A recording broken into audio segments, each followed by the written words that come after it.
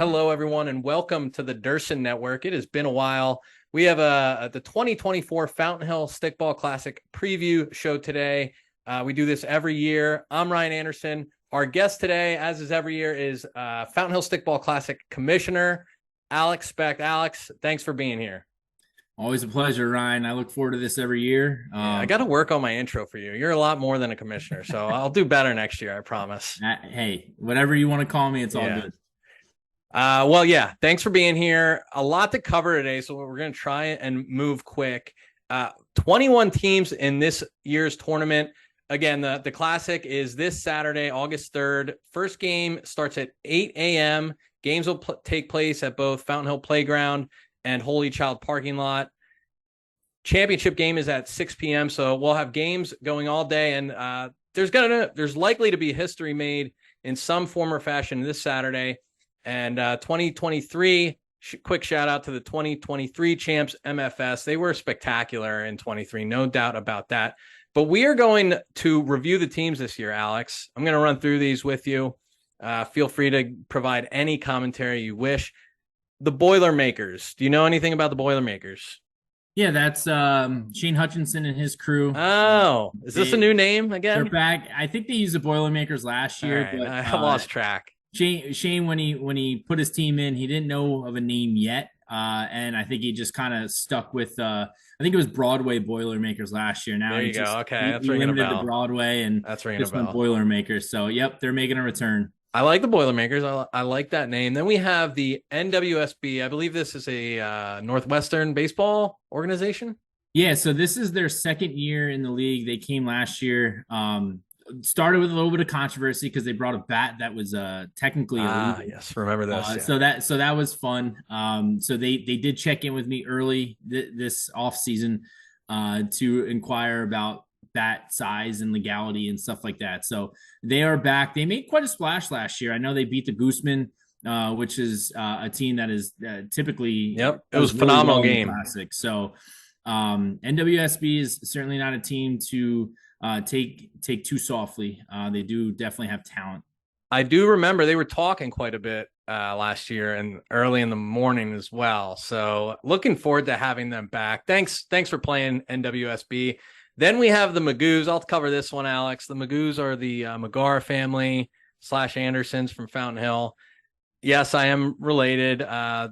They won, every year somebody asks me, well, I shouldn't say every year, but most years. This year it did happen. A couple days ago, somebody, I won't name who, but somebody said, why is it that they always put the Magoos so early in the morning? I said, well, you got to win around, a game in the tournament so that your seeding is higher. And then they're like, oh, that kind of makes sense. So unfortunately, the Magoos have the pleasure of starting every year very early because they usually lose in the first round, and really appreciate them coming out. Of course, every year they've been doing it every year as long as this tournament's been going on. So appreciate them, but I'm not sure they pose much of a threat outside of the first round, but you never know. That's why they play the game. Moving on, we have the Hillers, 3-time champs. Alex, you are a member of the Hillers. I am a member of the Hillers. Nick Johnson is a member of the Hillers who will be here. This is breaking news. He will be here flying in from Miami on Friday to make this tournament. Alex, anything to say about the Hillers? I just want to say, and I think Zach Glagola had mentioned this before, being a team that hosts this tournament every year, we have done a very good job of always being competitive, which is nice. Obviously, 3-time champ. MFS beat us last year to be the first 4-time champ. But it does feel good to know that not only are we the host of the tournament, but we do typically bring our best every year. We don't play throughout the year, so it's just a one-day thing for us. But I do love the fact that we are a host that has stood the test of time over the 16 years that the Classic has been going on. So no doubt about it. Don't jinx us, though. I don't want to get bounced early this year. Definitely competitive at the very least every year, no question. Brokeback Mountain. Who remind me who Brokeback Mountain is? That is Justin Bakevich, Kevich, there you go. All another right. Hiller. Yeah. Who has grown up This playing guy's football. over here DM and Classic Shams. You see that? Also, I don't mean to get off track here. We're covering the teams before we get into some ground rules, the sponsors, and I know everybody wants to see the bracket. We'll get there. But Pikevich is over here DM and Shams. And then I get people asking me, "Hey Ryan, what's all the drama? I see this guy tweeting Shams. Who's Classic Shams?" Well, you're causing quite the uproar. People are talking about you on your family vacations and stuff, Classic Shams. So I don't know who this is. Do you know who this is yet? I don't. It's there's classic Shams and then there's classic Woj, and they both spit out some interesting information. It's entertaining. It is So quite must entertaining. follow. Must Yeah, follow on Twitter. definitely entertaining. Sorry to get off track there. But yeah, Pikevich always brings a crew. Great Fountain Hill family stickball guy. Love to see it. Twisted Team. Who we got? So that is Lukemir Beg and that cast off of players The old La Familia. from La Familia. So There we go. definitely some talent there. They do find a way to enjoy themselves heavily on Classic Day. So Of course. if they win their first round game, you kind of see what you got with them after that.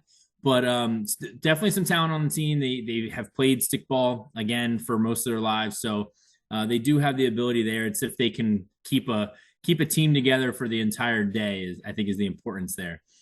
Absolutely. I think the same could be said for the next team we're going to cover. It's the Fountain Hill Fancies. Very interesting squad. You just always wait to see what Andrew Krause will be wearing, what his hair will look like.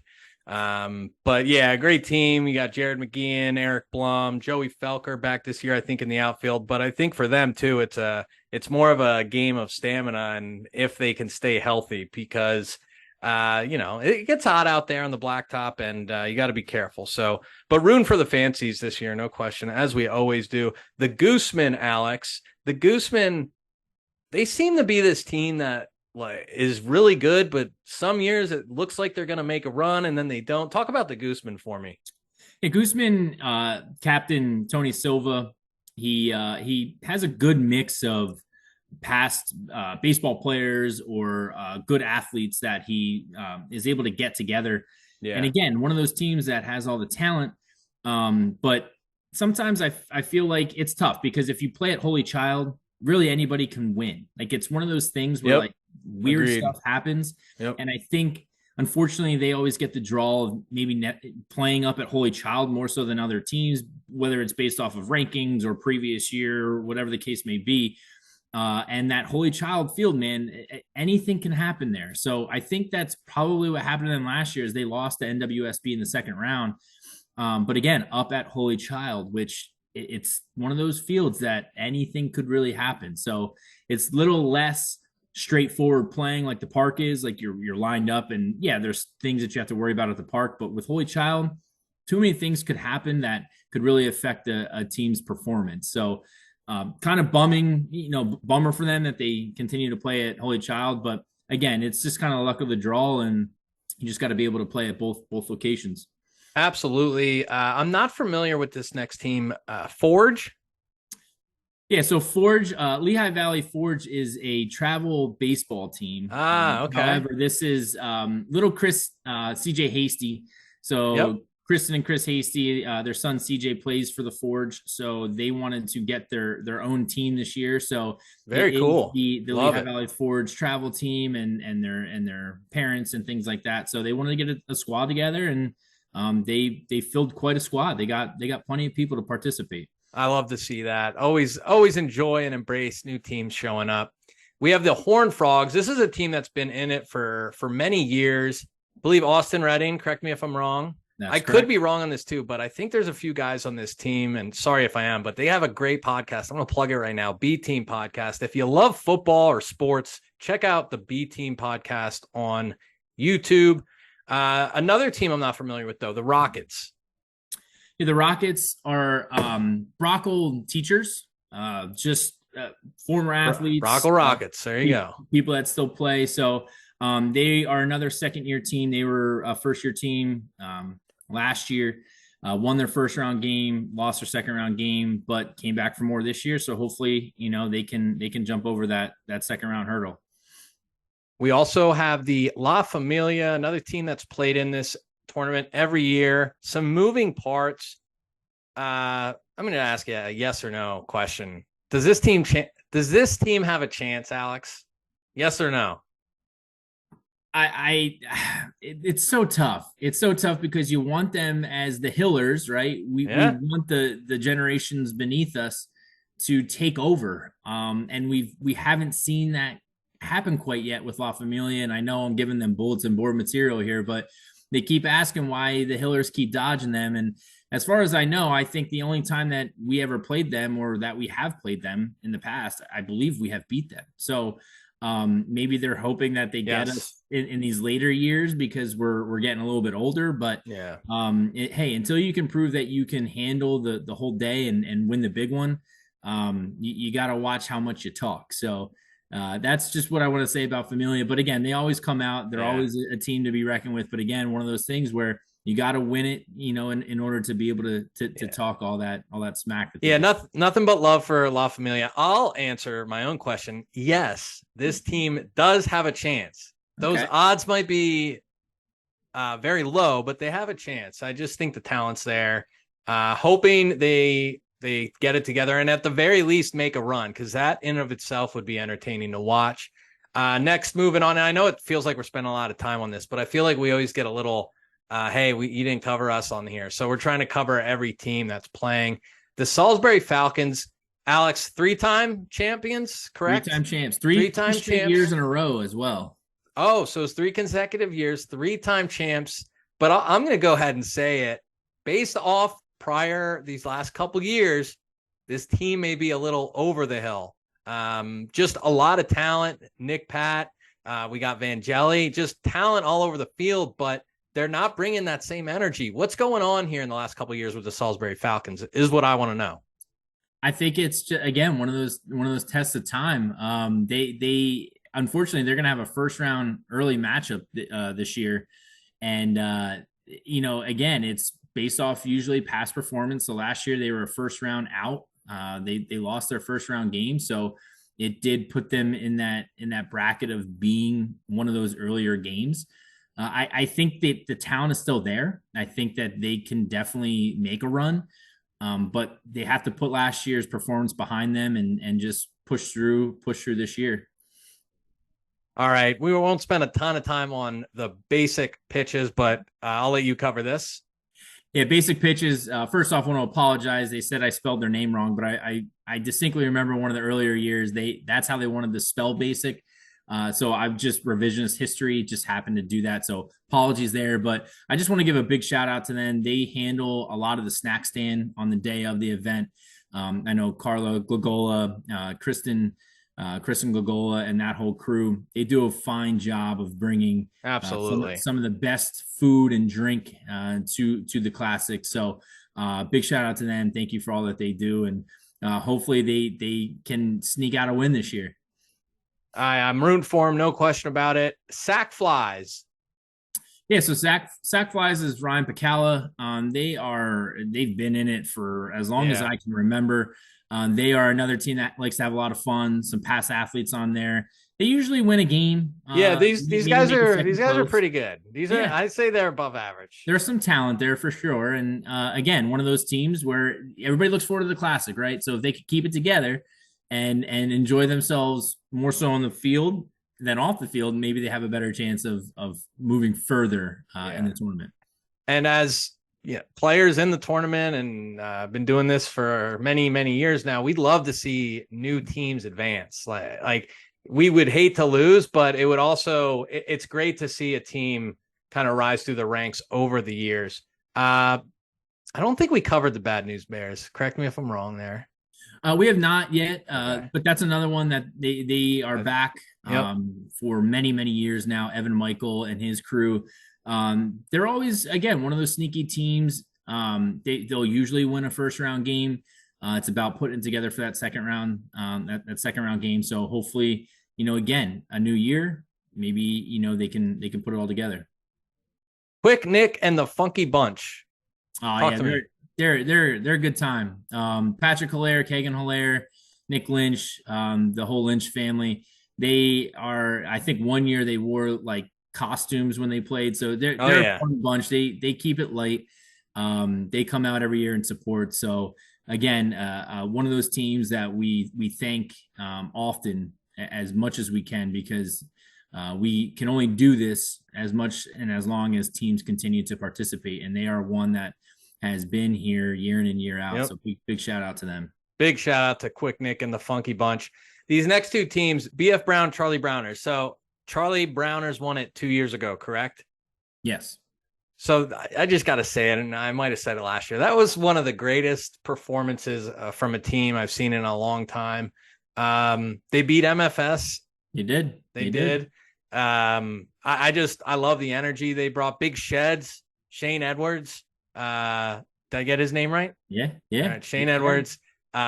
Just pure entertainment. I love both these teams. They're a lot of fun. They come in every year, competitive as all heck. Any additional items to say about either of the two teams? Listen, I mean, there are two teams that typically make it to the semifinals. They're always pushing for a championship. Mm-hmm. The Charlie Browners are big talkers, but they backed up that talk 2 years ago. So they kind of earned that right. But again, two very, very good teams. And we'll get into this a little bit further in the future when we look at the bracket, but they are on opposite ends. So it does line up for them potentially facing off against each other in the championship. Wow, that would provide quite the compelling storyline. No question about that. That's all the teams. Alex, as you know, you've said a couple times, we just really appreciate everybody coming out and supporting. And so many of these teams are very competitive each and every year, and everybody just continues to come out and support the Classic. So just want to touch on one more. I think maybe we skipped over, but Backyard Bullies. My bad. Yeah, Backyard Bullies. We did. Just a new name Thank this year. you. They were the Snifflers in the past. Drew Walker and his crew. They are again, a team that typically will come out. They've come out the past couple of years. So big shout out to them for always coming back and enjoying the day with us. Awesome. Good stuff, Alex. Thanks for not letting me fumble that one. So that's all the teams. We're going to go over the bracket. I know everybody wants to see that. Before we do, let's talk about the sponsors. This year, our silver sponsors are in loving memory of Big Jim. That's Jim McGeehan. So sad news. We lost him earlier in 2024, but just a huge fan of the Classic. And in loving memory of him. Also in loving memory of Jess LaBarge. Foresight Business Solutions, Shabam Associates LLC, Tally Ho Tavern. Everybody loves Tally Ho. Help me pronounce that next one, Al. Ornithia House of Flowers. Ornithia House of Flowers. David Houck, Weichert Realtors, J&B Landscape, Moe's Pizza. Moe's Pizza will be there again this year, I assume. You can always expect that. Parties Tents by Marty, the few tents we rent out in the outfield, that's who supplies them. Iron City Construction, Letterman's Club, Hanover Township Memorial Golf Tournament, and finally, the Goose. Everybody loves a hoagie from the Goose. Come on. Those are your silver sponsors. The bronze sponsor this year, a Marksman Construction. Before we cover the gold sponsors and then finally the bracket, Alex, just wanted to give you the opportunity here to touch on any ground rules. I know this is a unique game, right? Because there's so many different ways to play stickball. We don't really have an authentic, built for stickball field. So we make do with what we have. And I think we do very well, but just if you could cover any ground rules and I'll ask any questions that come to mind. Sure. Yeah. So this year is the first year that we've had like a pretty good stable of officials or umpires going into the weekend. So you're going to see some different faces officiating games. We will have additional officials, umpires up at Holy Child, as well as new officials down at the park. Please make sure that you're being appropriate and respectful to them. They're volunteering their time as well as attempting to play in the game. So it's a long, hot day standing out there all day. So please just make sure you're being appropriate and respectful to them. They're doing their best, and they are going to be really, trying to keep the competitive factor there, as well as sticking to the ground rules. Obviously, the basics are the basics. Those are not going to change. I saw there was like a Classic Shams post out there that potentially right field at the park was going to be a ground rule double this year. That is not true. Not true. Classic Shams. Come on, bro. Get better sources, man. Nothing is going to change. Got me at Thurston Network. I could be a source, just saying. Go ahead. Just the pitching circle always seems to be a bit of a questionable subject. So a couple years ago we put in the backspin line, right? So coming off of this pitcher circle, there is the backspin line that reaches to first and third baseline. If the ball is hit like a backspin, so it spins up in the air and it's short, okay, and it bounces before the circle or those lines, it does not need to be played and can be called a foul ball. Okay. If the pitcher or any player attempts to play the ball and they do not make the play is live. All right. So please make sure you run everything out and let the umpires or officials make that call. If the ball goes over those lines, okay, it has to be played unless it somehow gets out of play before the bases, right? So if it goes foul before first and third base and it's over that line, then it's a foul ball. So again, just run everything out. Please make sure that you let the officials make the call. That is going to be the end all be all. And then finally, I just wanted to touch base on pitching in general. We are trying our best to eliminate the fast pitch, right? So this is a one bounce stickball tournament. The key to this game is offense. We like offense. Of course, there's going to be people that strike out. There's going to be people that you could put spin on a ball or whatever the case may be. That's fine. But in terms of speed pitching, we want to make sure that the ball has an upward trajectory first. That way, it gives the hitter the ability to hit the ball. You will get 3 warnings in a game. The third time that you are warned, you will have to make a pitching change. That is a non-negotiable rule. Again, we want the offense. We love the offense. So that is what we're going to stick to. And again, it's the officials making that decision. And I just ask that you please be respectful of that. I am a fan of that new rule. I didn't know that was a thing, but I like it. Yeah. What Alex said, folks, everything he said, I'm not even going to say anymore.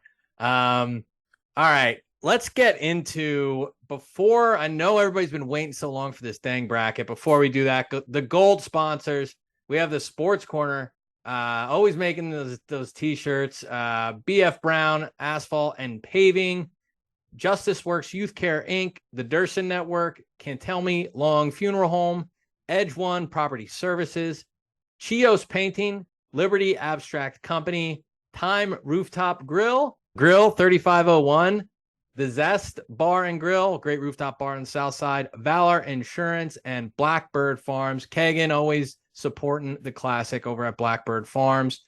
Alex, anything you want to say on the sponsors? I mean, I know we've said it all, but it just, with the tournament literally is not possible without them. So grateful for them. They are coming out year in and year out. Definitely a lot of repeat sponsors. I think it's our most sponsors we've had in our 16 years, especially with gold sponsors having 13. We did change a little bit of our structure when it came to sponsoring this year. So all those gold sponsors, you will receive a certificate of appreciation that will be framed and handed to you so that you can do with what you please, hanging up in your business or hanging up at home or do whatever you want with it. I don't care, but we wanted to make sure that we structured out our sponsorships a little bit differently this year. Of course, each sponsor will still get a shirt. And obviously they're going to be, we talked about them here. We're going to put out a social media post, things like that. But those gold sponsors will get a certificate of appreciation this year. And just a quick final shout out to Tom over at the Sports Corner and his team. I believe this is going to be his final year doing this with us. We were able to sneak one more year in with him. For the last 16 years, he has just been phenomenal. And to say that he is a gold sponsor, he really truly is like a platinum sponsor. I mean, for what he does and for how he gets those shirts done in less than a week, and really doesn't charge us what he probably should charge us. So that sponsorship alone has been such a quality community sponsorship that we are certainly grateful for. So shout out to Tom and his team. They are phenomenal. And we got to figure out what we're going to do without him, because we've been so reliant on him the past 16 years. But just want to say thank you for all of his service. Awesome. Love it. And let's move on to what we've all been waiting for. I may have to stop one and start one. I don't know why, but if I do, we'll figure it out. I got like 6 minutes. So let's roll with it. The moment we've all been waiting for, Alex. Finally, it's here. The 2024 Fountain Hill Stickball bracket reveal. I'm going to run through these games here. We're going to start with the Moravian region. We talked about the Magoos having to play at 8 a.m. every year, and they are once again playing at 8 a.m. at the Fountain Hill Playground. That game is against Quick Nick and the Funky Bunch. I'm going to go ahead and I'm going to pick Quick Nick. Wow, say that 5 times fast. I'm going to pick Quick Nick and the Funky Bunch to win that game. And then we also have La Familia taking on the FH Fancies. This matchup is becoming a rivalry. It really is. There was I remember several years ago, I don't know, maybe 7-8 years ago, highly controversial call, really close game at first base, but it was the right call. I have it on film. But these two teams seem to go at it all the time. I like La Familia here. And obviously, MFS gets the bye coming off that fantastic run in 2023. Alex, I'm going to let you cover the Broadway region. All right. So, like I was saying before, Salisbury Falcons, having been a one and done last year, they pull the 8 a.m. game at Holy Child against Twisted Team. Obviously, those are two teams that it should be a competitive game. Anything could happen. I think at the end of the day, I think Salisbury finds that old championship run that they had. And I think they end up winning that game, which allows Twisted Team to really enjoy their day, which I know they do not take that take that kindly. They get after it and they have a good time. So maybe they just get their day started a little bit earlier. Brokebat Mountain and Bad News Bears. I feel again another good matchup. I think some good first round matchups. Very equally talented. I think that Bad News Bears the past couple of years has really shown that they have grown as a stickball team. However, I think Brokebat Mountain has their number this year, and I do see them advancing on to play BF Brown in the second round game. All right, now as far as who you got coming out of the Broadway region? Well, you're going to have Horned Frogs versus Salisbury, and I got to be honest, I think the Horned Frogs have stepped up. I agree. The past couple of years, and I think that they do have a ton of talent on that team. Again, a bit of a talking team, so that can sometimes get the best of you. But I think they'll end up playing BF Brown in the quarterfinals there, and I would not be shocked. I would not be shocked if the Horned Frogs beat BF Brown in that quarterfinal game. However, BF Brown, ton of talent on that team. They have are really battle tested. Again, they are constantly in the semifinals, so it wouldn't be a shocker if BF Brown won, but it would be a little bit of a surprise if the Horned Frogs pulled it out, and I think they have the talent to do so. I agree. When we release this bracket so that you can see it, make sure you check out these quarterfinal matchups, folks, and what time they are and where they're being played, because these are great games. Almost always, these teams are they're very competitive. I believe 2 out of the 4 games are being played at Fountain Hill Playground, the other 2 at Holy Child. But you obviously can't make them all because there's games going on all day. But try to make one of those games because it's going to be likely a classic. I like MFS coming out of the Moravian region. I think y'all can figure out why. Let's move on to the Jeter region. We have the Basic Pitches taking on Forge bright and early at the Fountain Hill Playground. I like Forge getting the victory there. We have the Hillers. They get the bye. Rockets are taking on the Boilermakers. I'll go with the Boilermakers, and then because that would create a Hillers Boilermakers matchup in the quarterfinals, which I would love to see. I think the Hillers are going to come out of the Jeter region. Alex, cover the Delaware region for us. So big time rematch from last year, NWSB and Gooseman going off in the second round, but their first games at Holy Child 1120 should be a good one. Again, was a good one last year, 6-4 win from NWSB. So it's certainly going to be an interesting matchup. I do believe that the Sac Flies will pull off the win against Backyard Bullies. Again, they're always good for one win a year at minimum. That puts them up against Charlie Browners, like you said, two years ago, the champions of the tournament. So that would be a tough test. Again, I think that the Charlie Browners, they're battle tested. I think they'll get to the quarters. I think Gooseman are going to pull off the game here after losing last year at NWSB. And NWSB has talent, but I think the Gooseman are going to have a little bit of revenge factor on their minds. and show them, And that what experience being a Hiller is matters. about. Yeah, absolutely. And again, another battle tested team. But I think at the end of the day, I think it's going to set up a rematch in the semifinals between Charlie Browners and the Hillers. All right. So you heard it here first, folks. And I'm going to pick that game, and I'm going to pick the Charlie Browners. Why? Because I want to motivate my teammates. That's right, guys. We're going to lose. So get focused for Saturday. So that's the Charlie Browners coming out of that bracket. And then you picked BF Brown to come out of the Broadway region. I said it's a toss up. I said, BF Brown's battle tested, but Horned Frogs have some talent, and they could surprise them. So let's just say for interest perspective, Okay, here, let's yeah. go Horned Frogs. Let's go Horned Frogs. All right, Horned Beating BF Frogs Brown. MFS there would be the semifinal. I got to go MFS. That would make. I mean, there's just a lot of great teams here. Alex, we can predict all these games we want, but at the end of the day, there's a reason we play the game, right? There's a lot of great teams here, but I want to talk. Let's just spend a minute before we wrap this up about MFS, because this team has made history. They could do it again this year. I don't see them going anywhere, is I guess my point. They've won the tournament 4 times now. Some really great players. I'll just name a few, and I know I'm going to miss some, but you got Sean Bush. I mean, the outfield alone, Sean Bush and AJ Cocker, almost nothing drops. You have who's the shortstop? There's a really Maddie, dude. That guy's a beast. Yep. Great umpire as well. Thank you, Maddie, for umping last year. He was really impressive as an umpire. Ant Davis in right field. I mean, gosh, he's just entered. Shout out Ant Davis just getting married. Yeah, congratulations, Ant Davis, on the being a newlywed. He might, who knows, maybe his legs might not be as fresh out there in right field in that sandbox coming off of a honeymoon. I'm just saying. But this team is a lot of fun. They really are. Really, it started out years ago. These guys really appreciate them coming in, and they were always competitive, but then they started winning these dang tournaments. And again, it just doesn't seem like they're going anywhere.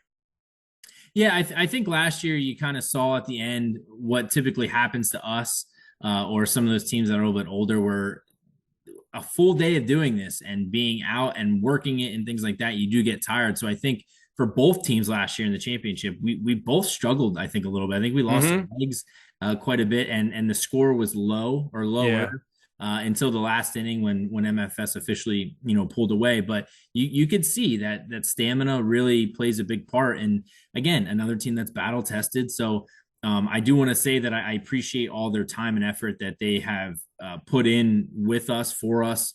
But earlier in their time, they were strictly there to play and to talk smack and to enjoy themselves in the outfield. But the last couple of years, Tyler Ernie, Matt Unix, Lezio, Carey, the whole group of guys, they really have kind of lended their hand into supporting the Classic. So whether it be helping put up the fence or officiating like Maddie and Matt and all them did last year, and which they're going to do this year as well, and just really being a good representative for the Classic. Again, they started out one of those trash talking teams. Not a lot of people like them.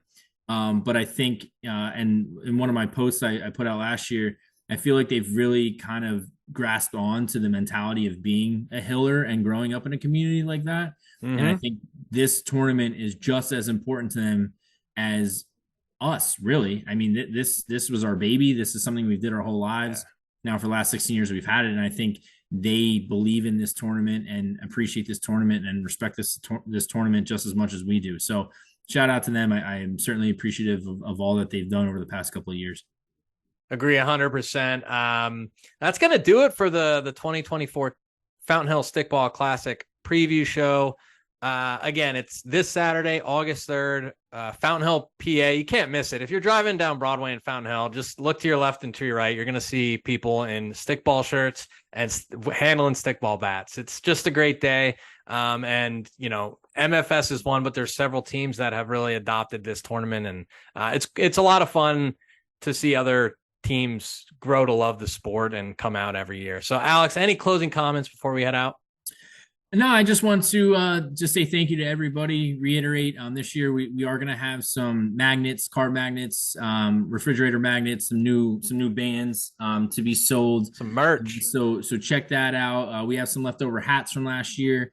And Nice. then for those of you that missed the clothing sale that we had earlier, I'm actually wearing a polo right now. It's There you great. go. Feels Nice fantastic. polo. Fresh. There is a Forever store that is linked in our Instagram profile. Anybody Awesome. who wants that link, feel free to reach out to me. I'll throw it in the description here too as well. Yes, sounds good. So that is always available. We do get quarterly kickbacks from that as well. So anybody looking to support, some of that money does come back to the classic. And Use code Durson for 10% off. No, I'm just kidding. Sorry. that would be Sorry. something. That Sorry, would be something. And then obviously, just a shout out to our scholarship recipient, Caroline Miller, a recent Bethlehem Catholic grad. She will be accepting her certificate on Saturday. Awesome. We certainly look forward to it. And hey, we just need everybody to pray to keep that rain away. It looks like maybe some storms coming later on in the day. So do your rain dance, do your prayers. If for some reason weather becomes a factor, of course, this gets pushed to Sunday. We've never had to do that. So hopefully we keep that streak alive. We should be good. Weather looks like it's going to hold off until after everything is over. So maybe we'll get a celebratory rain shower as champions. So there you go. I like the sound of that. All right, Alex. Again, thank you for doing everything you do for the classic and for joining us here today. Greatly appreciate it. And thanks everybody for watching. Make sure to like and subscribe. And we look forward to seeing you this Saturday at the 2024 Fountain Hill Stickball Classic.